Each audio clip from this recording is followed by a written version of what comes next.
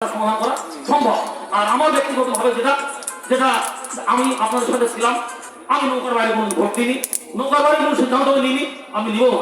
মামুন আমার ডাইরেক্ট ফোনে আপনার ওখানে মামুন সাথে জিজ্ঞেস করেন তো মামুনকে, মামুন আমাকে কোনো ফোন করে বলো সাহস পাইছে নাকি সাথে আসেন ই করে ভোট করেন, তাও জানে লালু নকরিকে কথা বলা আমার যেটা বালু কলা যে আছে ওখান থেকে ই করে 5 মিনিট পরে যায় দেখা সমান কথা সুন্দর কথা আমার কাছে মামুন কোনদিন বললেও না, কোনো সাহস নেই।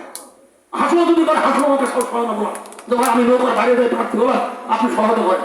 কাজে আমি অনুরোধ রাখবো এমপি মহোদয়ের উপরে যে আপনি বসে সমন্বয় করে যার নাম আপনি প্রস্তাব করবেন, আমরা আপনার সাথে আছি, আপনারা থাকবেন ইনশাআল্লাহ।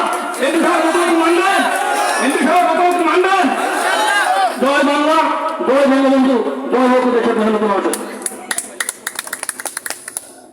আমাদের মাঝে ইতিমধ্যে এসেছেন কুষ্টিয়া থেকে আমাদের ছোট ভাই রূপপুর উপজেলা আওয়ামী লীগের উপমঞ্চের সম্পাদক মঈন আক্কাস, তাকে মঞ্চে আসন গ্রহণ করার জন্য বিশেষভাবে অনুরোধ করছি। মঈন আক্কাস, তাকে মঞ্চে আসন গ্রহণ করার জন্য বিশেষভাবে অনুরোধ করছি। ইতিমধ্যে আমরা যখন ছাত্রলীগ করতাম, যখন বাচ্চা ভাই সারা বাংলাদেশের রাজশাহী বিশ্ববিদ্যালয়ে নেতৃত্ব দিচ্ছেন, তখন জানতাম বাচ্চা ভারত তো তাই একটা চেয়ার দিতাম মহিকে, তখন আমরা শুনতাম যে বাচ্চা ভাইয়ের যত কাছের বন্ধু আছে বিরাজউদ্দিন বিরাজ, এই বিরাজ ভাই আওয়ামী লীগের একজন নিবেদিত প্রাণ। আমরা যখনই আওয়ামী লীগের জন্য দুর্দিনের জন্য গেছি বিরাজ ভাইয়ের কাছে আমরা জায়গা পেয়েছি।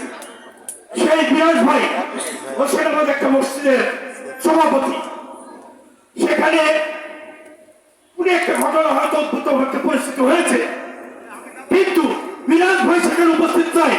বিরাজ ভাই ওই মসজিদের সভাপতি, তার বিরুদ্ধে কেস করা হলো ওই বিএনপিকে নিয়ে।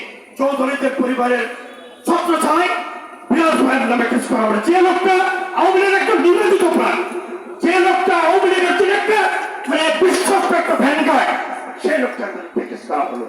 এইরকম অসংখ্য